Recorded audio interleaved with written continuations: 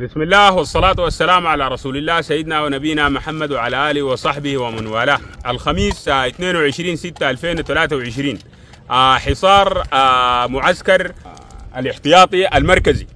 إن شاء الله منتظرين تعليمات الغادة في العمليات من أجل اقتحام معسكر الاحتياطي المركزي. إنا ننذر كما قلنا فلا نعذر ولا عذر لمن انذر. قوات الاحتياطي المركزي نحن الحرب دي ما ضدكم انتوا كبوليس، نحن بنعرف انه البوليس ده المهام الاول له الامن الداخلي، لكن انتوا دخلتوا نفسكم في الحرب دي.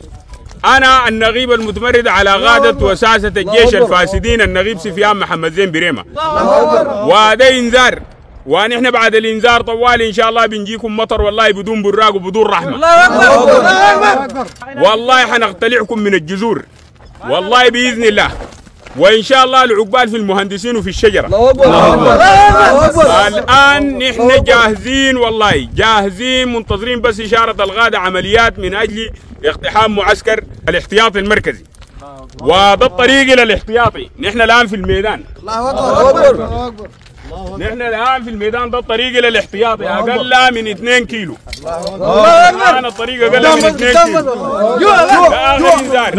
نحن حربنا دي ضد الفلول والكيزان والغاده الفاسدين من الجيش، وحربنا دي نحن ما ضد الشعب السوداني ولا ضد القوات المسلحه كمؤسسه، نحن حربنا دي ضد الفاسدين الفاسدين من غاده الجيش.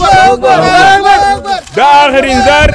هذا وصلى اللهم وسلم على سيدنا محمد، والتحية إلى قائد قوات الدعم السريع السيد الفريق أول محمد حمدان، وإلى كل غادة المجموعات.